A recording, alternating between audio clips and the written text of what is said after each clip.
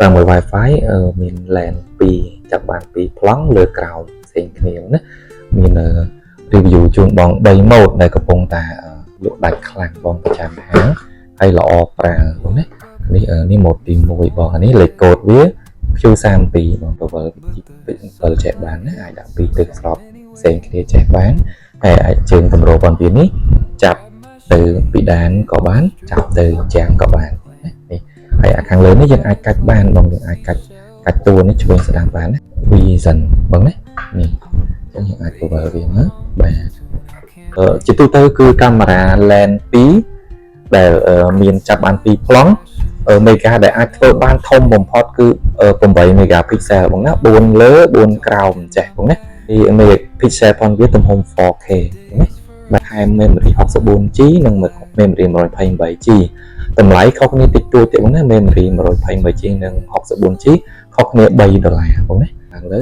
អានេះចុះមកក្រោមបងណានេះប្រឆិតចេះបាទអូខេចឹងរូបភាពគំរូឬក៏វីដេអូ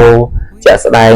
ចង់ឃើញវាកម្រិតច្បាស់យ៉ាងណាអាចឆាតចូលផែកបន្ថែមបានខ្ញុំនឹងដាក់ជូនទាំងរបៀបភ្ជាប់និងរបៀបប្រើប្រាស់ណាតែទិញ license ប្រើជាមួយនឹង app ICC បងណា app ដែលល្បី app ដែល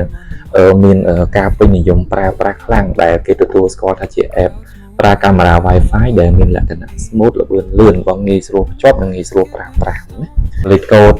A23 បងណាម៉ូដនេះរៀងទំហំធំជាងអានេះតិចបងណានេះដាក់ទៅគ្នាទៅពួកនេះគេហៅថា mini boom ហើយនេះគឺ boom កាមេរ៉ាពេញខ្នាតបងណាអានេះមុខកាតរបស់វា105 mm គឺគេមានកន្លែងសេរីចេះណានេះបាន45 degree បន្ថែមទៀតខាងលើចុះខមហើយអាកន្លែងកនេះក៏អាចកាច់ពវលបានណាដែលយើងអាចបង្វែរទិសទៅគ្នាបានអានេះយើងអាចបញ្ជាពវលលើក្រោមបានដូចគ្នាហើយ LED ផងវាច្រើនក្របបងច្រើនក្របបើកហ្វាចាស់យប់ឡើងគឺភ្លឺពេញផ្ទះតែម្ដងណាសម្រាប់ការចាប់រូបភាពពេលយប់ទៅលើអីក៏ម៉ត់ស្អាតបងអត់បែកក្របចេញព្រាក pixel ឬមួយក៏បែកស្វាយដោយកាមេរ៉ាជំនាន់មុនគឺបងពួកនេះគឺ pixel វាណែនល្អបងណាវាមានភ្លើងសរ៉ែននៅលើក្បាលនេះយើងអាចកំណត់វាឲ្យវាភ្លឺនៅពេលដែលមានមនុស្សឆ្លងកាត់រោសរ៉ែនសំឡេងសរ៉ែននិងភ្លើងសរ៉ែននេះបានបងណាដើម្បីការពារឬក៏ហាមឃាត់មនុស្សកុំឲ្យចូលទៅកន្លែងទីតាំងដែលយើងអត់ចង់ឲ្យមនុស្សចូលដូចជាឃ្លាំងទំនិញតុកគិតលុយឬមួយក៏ហាងកន្លែងណាដែលយើង restrict យើងអត់ចង់ឲ្យគេចូលយើងអាចបើកសំឡេងឬក៏ភ្លើងសរ៉ែនឲ្យវាញាក់ដើម្បីបញ្ញាក់មនុស្សឲ្យដឹងថាកន្លែងនេះគឺកន្លែងឆ្លងកាត់ហើយយើងអាច set សំឡេងខ្លួនយើងបានខ្លួនឯងដាក់ក្នុងកាមេរ៉ាចឹងពេលដែលមនុស្សឆ្លងកាត់អាចឮសូរសំឡេងយើងផ្ទាល់និយាយប្រាប់ពួកគាត់ថាហាមឆ្លងកាត់ឬមួយក៏អីចឹងក៏បានដែរណាហ្នឹងទាំងអស់ហ្នឹងគឺសិតតែអាចធ្វើបានដូចគ្នាតែអ្វីដែលខុសគ្នាគឺថាអានេះមានភ្លើងសរ៉ែនអានេះអត់មានភ្លើងប៉ុន្តែសំឡេងឬមុខងារផ្សេងផ្ញើសារចូលទៅក្នុងទូរស័ព្ទដៃមានដូចគ្នានេះខ្ញុំដាក់រូបរាងឲ្យបងមើលពេញអានេះអង្គតែនេះបាក់ទៅលើសមត្ថភាពចាប់ Wi-Fi វាក៏ខ្លាំងដែរដូច smartphone ចឹងមុនណាឲ្យតែកន្លែងណាដែល smartphone មានអ៊ីនធឺណិតចាប់ប្រើបានមើល YouTube បានកាមេរ៉ាហ្នឹងក៏អាចប្រើប្រាស់បានដូចគ្នាបងយកទៅភ្ជាប់ជាមួយនឹង Wi-Fi នៅផ្ទះបងនៅកន្លែងហ្នឹងបានណាសម្រាប់ម៉ូដមួយនេះមួយទៀតគឺ Wi-Fi ផ្នែក2ដូចគ្នាបងតែអានេះគឺស្អាតបងតូចច្រឡឹងស្អាតហើយស័ក្តិសមជាមួយនឹងបងដែលគាត់ត្រូវការយកទៅដាក់បន្ទប់ទទួលភ្ញៀវការិយាល័យដែលមានទំហំតូចដែលដូចថាដូចកអញ្ចឹងពណ៌សអីស្អាតហើយយើងអត់ចង់ដាក់កាមេរ៉ាពណ៌ខ្មៅទេកុំឲ្យវាឃើញលិចពេកអញ្ចឹងហ្នឹងអាច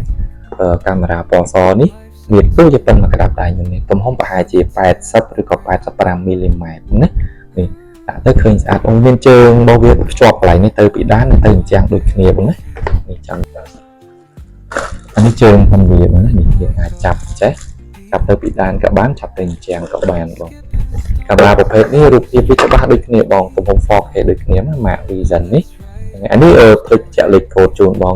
លេខកូដនេះលេខកូដ P9 បងរូបភាព8 megapixel 4លើ4ក្រោមដូចគ្នា 4K ដូចគ្នាណាពួកនេះហើយ pha ផងវាខុសពីម៉ូដនេះបងណាអាចតាមតម្រូវការបងពីម៉ូដនេះគឺ pha ពណ៌ស LED ពណ៌សសម្រាប់បងស្រឡាញ់បងណាដែលគាត់ស្រឡាញ់ pha ពណ៌ថ្ងៃដែលជួនកាលភ្នែកគាត់រៀងចាញ់ពលឺ pha ពណ៌សអ្នកខ្លះគឺគាត់ចាញ់ពលឺ pha ពណ៌សគាត់អាចយកម៉ូដនេះបាន pha ដែលវាបាញ់ជប់ឡើងគឺពណ៌ថ្ងៃហ្នឹងណាពណ៌ថ្ងៃពណ៌រៀងបែកពងមាន់បងអាច ឆាតចូលបើចង់ដឹងលម្អិតទៅលើ mode មួយអាចឆាតចូលនឹងមានជាវីដេអូ sample ជូននិងវីដេអូ trailer ទៅលើ mode មួយជូនពួកបងដើម្បីយល់លម្អិតពី mode មួយបងណាលើកថ្ងៃនេះសូមណែនាំតា3 mode នេះសិនវីដេអូបន្តទៀតនឹងធ្វើការ review ទៅលើ mode ប្រើជាមួយ SIM card ជាមួយនឹង solar ផ្សេងៗមកណាតាមតម្រូវការបងអរគុណច្រើនបង